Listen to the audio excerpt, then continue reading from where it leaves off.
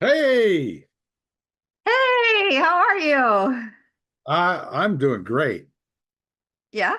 Oh, absolutely spectacular. I just got off a tremendous referral introduction. So, Wow. yeah, That, really. that's the vibe I need today, Mike. Bring it. Oh, spectacular. I mean, that will be a 60 to $100,000 a year coaching client. Wow. Yeah. Well done. Congratulations. Well, Tina, do you know Tina yet? Tina Stalls? No. You will at the summit because she's the person who's helping me do the class. Do Oh, I okay. do? Cool. She's my partner. She runs mastermind groups. She's she's she is a freaking stud. She like uh, she's inspirational for me on multiple levels, Really? professionally and personally. Yeah, she's amazing. Yeah. Okay. I want to Um, know more, and I look forward to meeting her. yeah, it's a referral to a 500 million two-person Raymond James team, right? So, and those are my perfect referrals because they're each making $1 million, right? They're super Right. successful and they are at a point where they don't have to do anything, but they want to, and they're trying to find a way to get to 1 billion that they don't hate. Welcome to referral marketing. That's what I do. So, and I told them, Nice. I And said, and what does she do primarily? What's her business? this Raymond James person, No, the oh, Tina, she runs Tina. LX Council. A what council? LX Council. So she has a license for, she runs, sells, I own one. She trains, certifies, and licenses peer advisory council mastermind group business. So Gotcha. Very she cool. competes with Vistage and Yeah. C12 and whatnot. So, Gotcha. are you ready for this podcast? I mean, are we ever ready for anything? Let's do it. Absolutely. Yeah. Well, you're totally ready. So Yeah. just to kind of give you an overview. Hmm. Did you like that video, by the way? I did. It got me in the right frame of mind, right? I mean, Yeah, I was anyway. I've read the book. I've drank all your Kool-Aid, Mike, but yeah, but good. it was a good refresher and it was good to just like take 5 minutes and listen to that this morning. And now I'm in like the right frame of mind Yeah, good. for you. Because it sounds controversial. Why should I refer you? Yeah. But really, it's a deeper question about who you are and what you're about. And that's Yep. what I really want to explore is experiences that you've had with referrals. That's kind of where we get started, Okay. right? Not that many, to be honest. I just Well, read the book, but I do have at least one really good example. yeah, well, also bad experiences. Oh, And I know you've got those. well, Don't say names, but yeah, no, I'm not saying names on anything. so and then Yeah, yeah, then what we'll explore is kind of like, so from your perspective, right? What makes somebody worth referring? So we'll talk about that. And then kind of where we're going to end up at is kind of a look at, from your business, your perspective, where do you best answer that question? What clients do you best answer that question for? So that'll be fun. You're not going to be put on the spot. So we're going to have a good time and it'll be great. oh, You ready? let's do it. Yeah, let's do it. All right. So I'm going to do like a brief intro, so my marketing guy knows where to put in the intro. So, John, this is the intro for Cara's podcast. Do your little smart stuff. Here we go. Welcome to the not Can I Borrow Your Car? John, delete that. Welcome to the Why Should I Refer You podcast. Our guest today is my friend Cara. Cara is really cool, interesting. She lives in a place that makes the best pizza in the world, but you can only eat two slices unless you're an offensive lineman. Otherwise, I think you would die. And we're talking Chicago deep dish pizza, right? So, Yep. Cara, just briefly tell everybody who you are, what you're about, and what kind of business you do. Sure. So my name is Cara Gray, and I am currently defining myself as a retirement coach, although that word I don't love. Um, I host a podcast that I call Act 3. I publish a newsletter that I call Act 3. I really look at retirement as, this next stage. Like, what is it going to be after your main career, after you've maybe sold a business, after you've had a C-suite career? What is next? And I don't look at it as any kind of slowing down. So that's why the word retirement implies like laying around on the couch, playing with the grandkids, maybe a few rounds of golf. I don't think that's it. I think that it's can be way bigger than that, and life can be way juicier than that. And that is what I help my clients, figure out. A lot of people haven't even ever thought about, like really intentionally thought about what they're going to do with the rest of their lives. So that is Yeah, what I do. it's cool because, and that's kind of how we got introduced to each other. It's through our SEPA certification. Yep. It's through Exit Planning Institute. You're a member of the chapter for EPI out there in Chicago, That's right? right. Trying to pronounce it right. Totally didn't. But like, I'll never forget, and then we'll launch into the referral stuff, but I'll never forget getting to meet you and understand what you're doing, because the number one problem within business owners selling their businesses is, we know from survey results that a year after exiting successfully, meaning they sold their company, that business owners are so unsatisfied and unhappy. And I think it's because they didn't work with somebody like you, someone that would ask them questions about what they wanted their life to really be like and push them to test it. I'll never forget when I was rolling out my little concept that I tell my clients, which is, how do you know you want to fly fish all the time? Have you ever done it? Like, and you were like, well, of course, that's what I do with my clients. I have them experiment if they want to travel. And I was like, oh my God, she exists. There's really, because the personal plan is where everything that it's not just the financial plan, it's not just the business plan, but it's that personal plan where we get granular, and then we work through. This is not a commercial for Cara. I just really like her and believe what she's doing. So if it's too much for you, don't follow the podcast, right?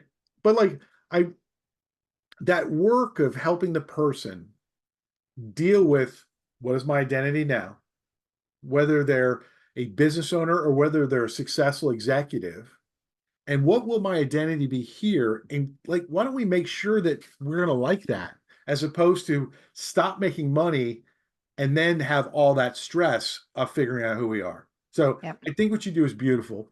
The coach thing doesn't work either. You know what I mean? Like, the retirement thing does, but Act 3 for me is a lot more tangible. Yeah.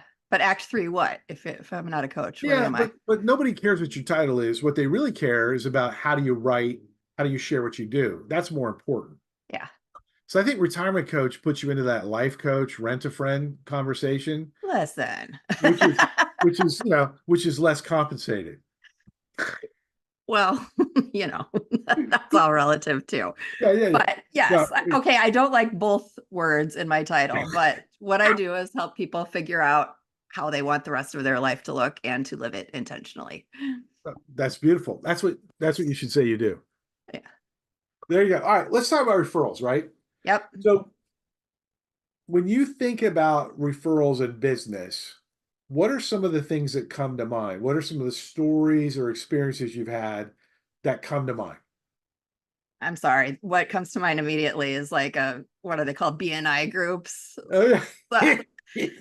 I mean, I know you've been there and you've done it successfully, but A while ago. not in this current venture, but in another venture, my first entrepreneurial venture, I visited many BNI groups. I was a reoccurring guest at multiple. I never ended up actually committing and joining to. I just couldn't wrap my head around it because it seemed so transactional, like so completely transactional.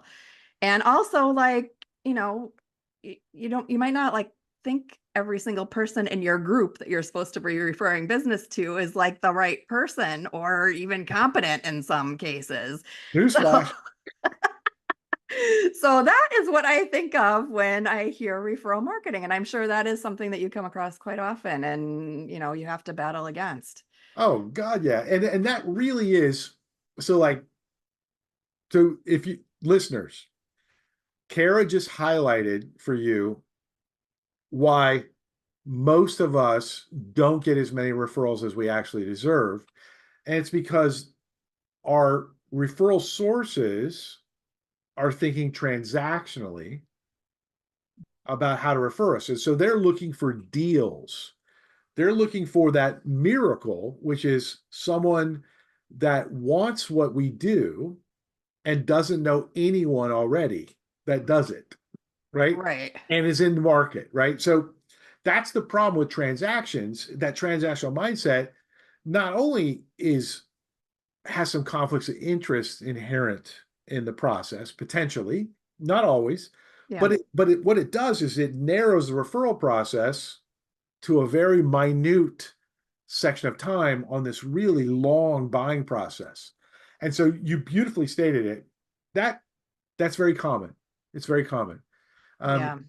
and the problem with referral groups is they always work for some of the people. I mean, they must work for somebody. They're very They popular, right? they They always exist. they always work for some of the people. However, I never recommend successful people join a new referral group.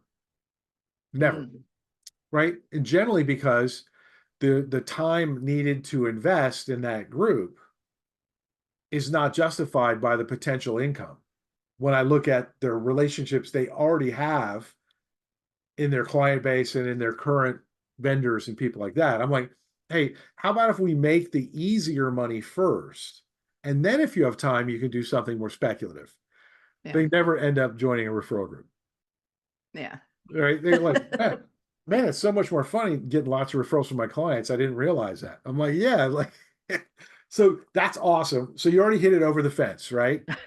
The Cubs won the World Series. Everything's good, right? So when you thought of the podcast title, because you and I have talked before, what did when I first told you about that podcast title, why should I refer you? What did you first think of? What came to mind? I was like, oh, I better have an answer for that. Okay. Well, I mean, we're getting to that. But it's a legitimate question, and it's something that everybody who's in a business where they want to be referred needs to be able to answer. Um, yeah, and it's not always easy. And I have the heads up that I've already read your book, so Yeah. I know Well, it does intellectually help. what the answer should be as well. Yeah, you gave some pretty strong clues, I would say. Totally. Yeah. So yeah, I think that you know, just really feeling good about your referral partners is something that we all need to feel, and how that works. And Oh, it's a much different mindset, obviously, than the BNI mindset that I have experienced previously. So I must say, like, everything has shifted now, and I'm looking at referrals much differently. cool. Well, and you deserve it. So it's what's that the reason, and that's good, the upcoming book's going to be why should I refer you, right? Oh, cool. That and because that is the question that's always being asked subconsciously or consciously with a referral partner. They're like, and so often in my past, because B and I, we made people money, it was good. Yeah. But so much in my past, that question was always answered unconsciously and emotionally, right? And so you never quite knew until the referral started really performing if you had a good answer or not. And I don't like that kind of subjective approach to spending your life force, right? Like I like it to be more explicit and overt. And so when you think about it, so you're ready, Kara, like so you're in position, and as your business continues to grow, this is going to be more and more tangible for you Yeah. and more difficult. Yeah. What makes someone worth referring to? Like from your perspective. From my perspective, I think it's somebody that I may have had a good experience with in the past, that I genuinely have experienced them as a good person in this world. I believe in their work ethic, their business ethic, their personal humanity. Um, and they have a track record of delivering for their clients. Like, they do good work. And I've either seen that through a past referral, or I know that from their reputation in the industry. Yeah, it's like, it's funny, but like everyone wants to know the other person's a safe driver, right? They want to know that if I think about it, you know this and you've Yeah. experienced it. Like when you put yourself out there and you're referring a client or a family member, oh my God, it's always Yeah. worse when I refer a family member because I'm always worried about them being a bad client, by the way. But but like when you're the person initiating this referral process, you have so much more at stake than the other people, Yeah. which is why so often people are only referring stuff that's easy. And I understand it. Like I was talking to a very successful financial advisor early this morning, running a huge business, and he's like, "Yeah, we're just doing layups, right? Because we're always worried about how we look if we ask for referrals, or we're worried if Mhm. we push too much. Like, is a person going to do a good job?" And I said, "Man, I totally get it. I like Yeah. that's a legitimate fear that you'll either decide to address within a more proactive system, or you will, and there's nothing wrong, by the way, with having referrals be what we've talked about so far, which is treat people well, do a good job, let them know you appreciate their help. There's nothing wrong with surprise referrals unless you want to be able to count on them. And then we have to take risks. And so if we're Yeah. going to take risks, we need to be aware of them and we have to be willing and want to take the risk. Yeah. Yeah, it's crazy. All right, you ready? Yeah. No names, no names, right? Because we all know referral predators. We know them. Yes. Do you have some examples of people that you have encountered, for example, on LinkedIn? Because you are on LinkedIn. I love your newsletter. You're providing valuable. You also comment well. Like, and Mm. thank you for intelligent comments, right? Thank you, Sure. Yeah. as You're welcome. opposed to other ones, right? So you're out there. You have to run across people that are wanting you to give them business, and perhaps you don't believe they provide you a good reason. Potentially. Potentially this happens. Yeah. So think about it. What would it be like? How would it feel for you if someone, and you're somebody that's thinking about this on a conscious basis, if the average LinkedIn person connects with you, Yeah. right? And then their entire shtick is not why should you refer them, but that you should refer them. Yeah. This happens to me all the time. Yeah. It's awful. Well, you're asking for it with their whole business being referrals. I'm just I kidding. know, I know. Like, so like my biggest problem You just is send them your book. That's all you need to no, those people don't get sent my book. Those people can buy the book. I do. send friends the book. Yeah. But what's interesting for me is, you know the people that bang on me all the time? Just Who's that? it's the people that want to sell me coaching programs. Right. I know because you got retirement coach. I know Yeah. they're like, Coaching programs or some kind of fancy marketing, something or other. oh yeah, change your life. They're gonna get me calls, they're gonna grow my list, they're gonna do all these things for me magically. I'm gonna have clients lined up out the door. Yeah, I yeah, mean, I wasn't born yesterday. Like this is I've been around the block here. So yeah. I, I don't understand why anybody thinks that this is gonna be an attractive outreach situation. well, it's the last dying throes of the advertising model, Yeah. right? Where we pay for attention, right? The Yeah. problem is that only worked when there were three channels, Yeah. right? In NBC, ABC, CBS. right? Yeah, And so back in so those days.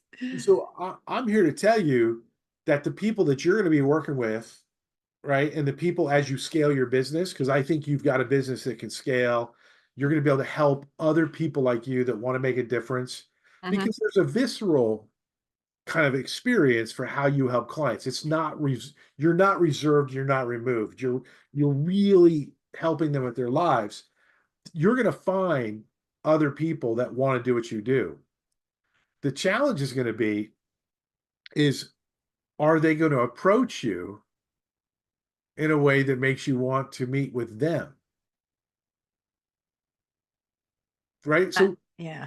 what kind of things make it interesting for you to be willing to meet with somebody? Somebody that wants to do what I do? Or just in general. What like because Cara, you don't have all the free time in the world. No. So Like I do not. And this has taken a little bit of time to suss out. I will add a disclaimer that I decided to start in a business where I had zero network. That was super smart. done it. But I've done it. yeah, but listen, it's something I'm passionate about. It's something that I want to do. It's a space where I see there can be a lot of growth. For me, somebody has to approach me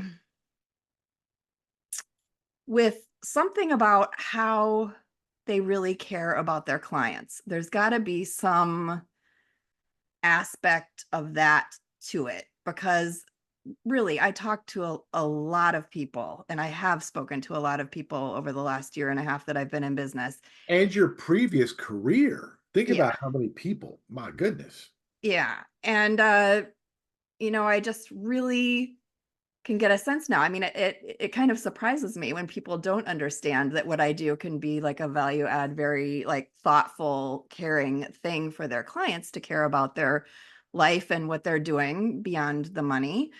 Um, but it's amazing to me how many people don't understand that. So when I talk to someone who gets it, that is a natural referral partner for me. That is, we are speaking the same language. We think the same way, and that we care about our clients and we want them to, want their lives to be happy. So, whatever, happy, purposeful, Yeah, thriving, all the things. Um, but that's what it takes for me. And there's really not a ton of people out there that really get it, which is, that's been disappointing, to be honest. I'm like, why doesn't everybody understand that this is a great value add for their business? And really, a handful thus far that I really consider golden geese, as you would say, like people who yeah. really understand what I'm doing, understand the value, who I would gladly do everything I can to refer work back to them because they refer work to me. Yeah, I totally agree. A lot of that's because of unrecognized fear. Yeah. Like so people don't they they're not taught, especially in financial services, they're not taught that you prove your love for your clients by doing things that they don't get paid for, right? Yeah. Right. And so what's interesting for me about what you do, and so if you're a financial advisor and you're listening to this, number one, you will have an opportunity because Cara, later on, you're going to say how to find you and all that kind of stuff, right? And there'll be show notes because I work with professionals that cover up all of my mistakes. Hopefully, Nice. John cover up all my mistakes. But but the deal is this is like what I don't think a lot of financial advisors understand that post retirement is actually the most dangerous time for client retention because when you're working with successful people, when they transition from earning money to spending money for the rest of their life Hmm. and they don't enjoy that process afterwards, you, the financial advisor, are the only person left to blame. That's right. Right. And so, like, the way that I'm starting to talk about you, Cara, is you're kind of like client insurance, right? Well, I because, mean, yeah, the retention is going to be higher if they're happy in their lives and they're yeah, not sitting looking at their portfolio balance every single day. Believe me, their life, financial planners' lives are going to get a lot easier if that's the case. And they're, totally. off traveling, off learning a new language, off like on the board of directors of something, like whatever it is that they identify they want to explore, that's what they're And going to be thinking about. and the beauty, and this, so hear me, if you're listening, financial advisors, here's the beauty. The best referral partners are the ones that, because of what they do, they're in position to help you get more referrals from your client that you referred them. And so, Correct. like, think about it. You want your retiree clients not worried about the money. You want them out there in public, interacting with other people, having a grand time, and finding new people to introduce you to Mr. or Mrs. Financial Advisor, Mhm. right? And I know that you talk to them after they retire as well. I know that you're in a relationship with them afterwards as well. It's huge. So, a couple things. Mhm. By the way, I think we just answered the "Why do you believe you're worth referring to?" question. Cool. And it's not just that result, but it's the fact that the most important thing in the referral process is believing that the person you're referring to actually cares about human beings, right? Because at Agreed. the end of the day, that's the safe driver. The person that's aware that it's your relationship that you're basically asking them to safeguard for a period of time and that they're going to lose more. And so that's beautiful. So you ready? Where for you, okay? Where do you prefer to meet not prospective clients because you work a lot through Golden Geese, you work a lot through financial advisors. Like, Yeah. how do you prefer to meet these financial advisors? What's your favorite way to get introduced? And you can't say by referral. Yeah. Um,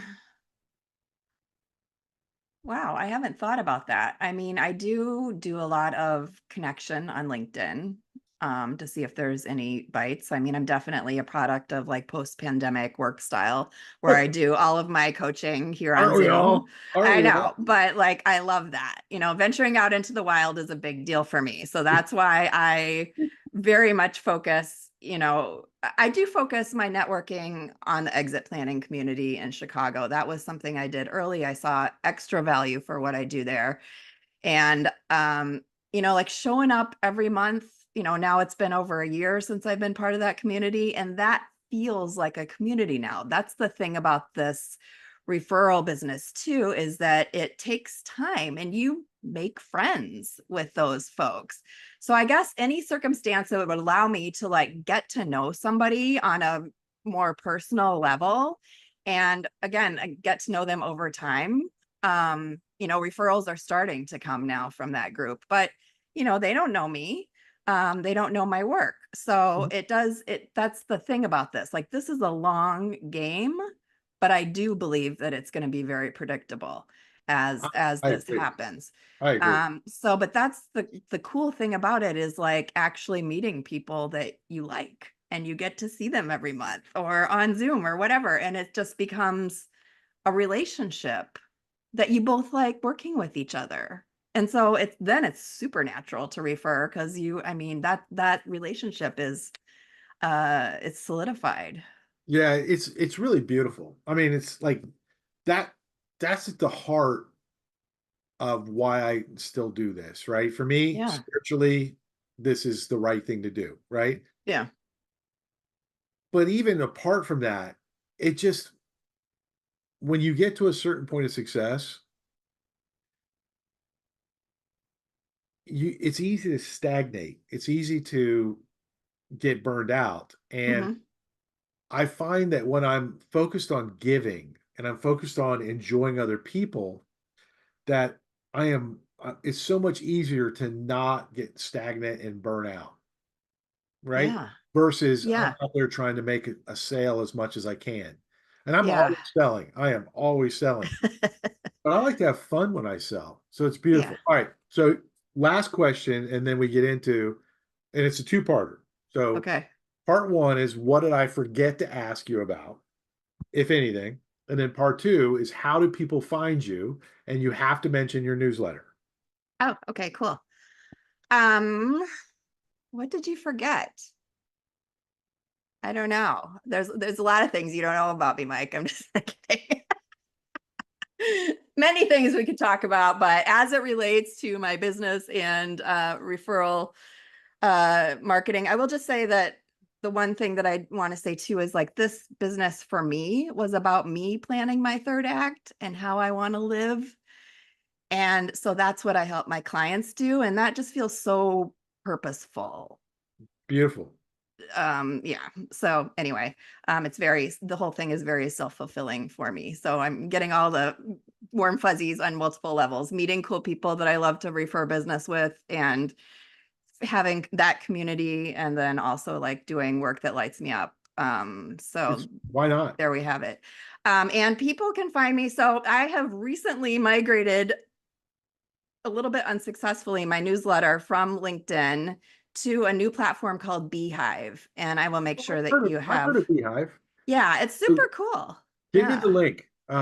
Yeah, give me the link. Yeah, We'll put it I'll in the make show sure to notes. get it to you. But that I want to grow because I think that there's an opportunity there. First of all, my newsletter gives a tremendous amount of value. Every single newsletter has actionable insights. This is free information. This is for not just people who are retiring, quite honestly, but anybody who's any kind of transition or anybody who just wants to like up level and think about what they're doing with their time, regardless of what life stage they're at. And I love it. I love writing that newsletter.